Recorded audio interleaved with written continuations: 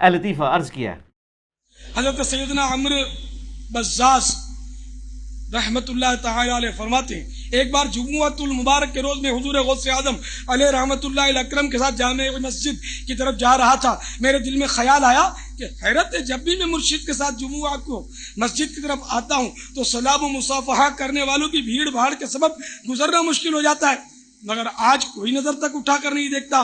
میرے دل میں اس خیال کا آنا تھا کہ حضور غوث اعظم علیہ رحمت اللہ اکرم میری طرف دیکھ کر مسکرائے، اور بس پھر کیا تھا، لوگ لپک لپک کر مصافحہ کرنے کے لیے آنے لگے، کہانی دست بوسیاں شروع ہو گئی، یہاں تک کہ میرے اور میرے پیر و مرشد کے درمیان ایک ہجوم حائل ہو گیا. میرے دل میں آیا کہ اس سے تو وہی حالت بہتر تھی کہ میں تنہا تھا تو قرب کے مزے تھے. دل میں یہ خیال آتے ہی آپ رحمت اللہ تعالی علیہ نے مجھ سے فرمایا، اے عمر، تم ہی تو ہجوم کے طلبگار تھے، تم جانتے نہیں کہ لوگوں کے دل میری مٹھی میں ہیں، اگر چاہوں تو اپنی طرف مائل کر لوں اور چاہوں تو دور کر دوں. آپ کو پتہ ہے یہ بڑی مشہور حدیث ہے بخاری اور مسلم دونوں میں، سیدنا اسامہ ابن زید سے متعلق. ایک جنگ کے دوران کافر سے مڑ بھیڑ کے دوران جب وہ کافر ان کی تلوار کے نیچے آیا تو اس نے کلمہ پڑھ دیا، لیکن انہوں نے پھر بھی اسے قتل کر دیا. بعد میں قلق تھا، نبی علیہ السلام کی خدمت میں حاضر ہوئے کہ یا رسول اللہ اس طرح لڑائی ہوئی، وہ میری تلوار کے نیچے آیا، کلمہ پڑھ دیا، پھر بھی میں نے اسے قتل کر دیا. تو نبی علیہ السلام فرمایا تو نے اسے کیوں قتل کیا؟ کہ یا رسول اللہ اس نے اوپر سے کلمہ پڑھا تھا، ڈر کی وجہ سے، اندروں وہ کافر تھی. ہو سکتا ہے یہ بات ٹھیک بھی ہو، ہم بھی یہی ججمنٹ کرتے، لیکن نبی علیہ السلام نے فرمایا کیا تو نے اس کا دل چیر لیا تھا؟ تو صحابہ نے تو نہیں کہا یا رسول اللہ کہ اولیاء اللہ دل کا حال جان لیتے ہیں تو ہم تو اولیاء کے امام ہیں. جی میں نے دل چیر لیا تھا. اور جو کہہ رہا تھا اس کو بھی پتا تھا میں کیا کہہ رہا ہوں، کہ کوئی نہیں دل چیر سکتا، صرف نبی کو وحی کی تائید حاصل ہوتی ہے. پھر آپ نے فرمایا اسامہ تو کیا کرے گا جب قیامت والے دن وہ کلمہ پڑھتا ہوا اللہ کے حضور تیرے خلاف مقدمہ قائم کرے گا؟ اسامہ تو کیا کرے گا، اسامہ تو کیا کرے گا، اسامہ تو کیا کرے گا. نبی علیہ السلام یہ الفاظ ریپیٹ کرتے رہے. سیدنا اسامہ کہتے ہیں میری خواہش ہوئی کاش آج سے پہلے میں کافر ہوتا اور آج کلمہ پڑھ کے مسلمان ہوا ہوتا، کم از کم میرا یہ گناہ تو دھل جاتا. ہوئے ہوئے، اسامہ ابن زید عام بندہ نہیں. صحیح بخاری میں حدیث ہے کہ نبی علیہ السلام زانوں پہ ایک طرف حسن ابن علی کو بٹھاتے تھے تو دوسرے طرف اسامہ ابن زید کو، حضور کے بچوں کی مانت، پوتا حضور کا صلی اللہ علیہ وآلہ وسلم.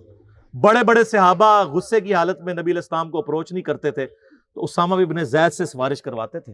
وہ جو بخاری مسلم میں حدیث ہے جب فاطمہ نامی عورت کی چوری کا مقدمہ آیا اور نبی علیہ السلام کو سفارش کی گئی، وہ بھی اسامہ کے ذریعے کی گئی تھی، لیکن حضور نے ادھر بھی لحاظ نہیں کیا. آپ نے فرمایا تم لوگ مجھے سفارشیں کرواتے ہو، اللہ کی قسم تم سے اگلے لوگ اس لیے تباہ و برباد ہوئے، ان کے اشرافیہ کے لیے الگ قانون ہوتے تھے اور عام لوگوں کے لیے الگ. اللہ کی قسم اگر میری بیٹی فاطمہ بھی چوری کرتی میں اس کے بھی ہاتھ کٹوا دیتا، مجھے اپروچ کرتے ہو تم. یہ ہے اسامہ ابن زید. اور اب ذرا مجھے بتائیں جو کہتے ہیں جی بزرگ دلوں کے حال جان لیتے ہیں، کہتے ہیں تم جانتے نہیں کہ لوگوں کے دل میری مٹھی میں ہیں، اگر چاہوں تو اپنی طرف مائل کر لوں اور چاہوں تو دور کر دوں. آپ رائے ونڈ چلے جائیں، آپ ملتان شریف چلے جائیں، کسی بھی شریف جگہ پہ چلے جائیں تو مرید وہ ڈر ڈر کے بیٹھے ہوتے ہیں جی بزرگ دل کا حال جان لیتے ہیں. میں نے کہا نا، پرانیاں گلاں، پرانے فرقے، پرانے بزرگ. ہوں تو انہاں دی برسیاں بھی ہو چکی ہیں نا، 1000 سالہ برسیاں، جو جتنا پرانا ہے وہ اتنی برسی ہو چکی ہے. میں یہ چیلنج کرتا ہوں، میں اپنی میکینیکل انجینئرنگ میں سے مشین ڈیزائن کا یا اسٹرینتھ آف مٹیریل کا ایک فارمولا میکینکس آف مٹیریلز کا لکھ کے دیتا ہوں کاغذ کے اوپر، کوئی دنیا کا بزرگ مجھے دیکھ کے پڑھ کے بتا دے.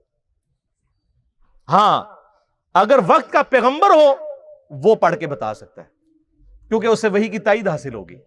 نبی علیہ السلام کو کئی مواقع کے اوپر آپ کو پتہ ہے کافروں نے سوال کیے ہیں، نبی علیہ السلام کو نہیں پتا تھا، اللہ نے صورتیں نازل کر کے جواب سکھا دیے. قصہ موسیٰ اور خضر سکھایا، حضرت یوسف علیہ السلام کی بایوگرافی سکھائی، ذوالقرنین بادشاہ سے متعلق سکھایا سورۃ الکہف میں. وہ ایک دیوبندی مولانا بیٹھا ہوا ہے کوئی مجہول قسم کا، اور وہ اپنے آپ کو کہتا ہے میں مفتی اعظم امریکہ ہوں. اس نے میرے جواب میں ریکارڈ کرایا، اس نے دیکھو کتنا گستاخ ہوا ہے. وہ کہتا ہے یہ تو اللہ کے نبی کے سامنے بھی رکھو تو وہ بھی فارمولہ نہیں پڑھ سکتے.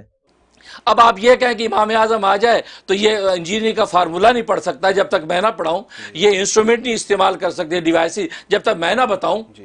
تو پھر آپ کا آئنسٹائن بھی آ جائے، نیوٹن بھی آ جائے، آپ کے سارے سائنٹسٹ بھی آ جائیں، تو پھر وہ قرآن کی آیت اور نبی کے حدیث تلاوت نہیں کر سکتے. بلکہ اس سے بڑھ کے میں کہوں ان کی بے ادبی کو، اس نام نیاد انجینئر اسکالر کی بے ادبی پر میں کہوں کہ نبی بھی آ جائیں تو نبی بھی آپ کا فارمولہ نہیں پڑھ سکیں گے. تو خدا نہ خواستہ آپ نبی کی اتھینٹسٹی کو چیلنج کر رہے ہیں.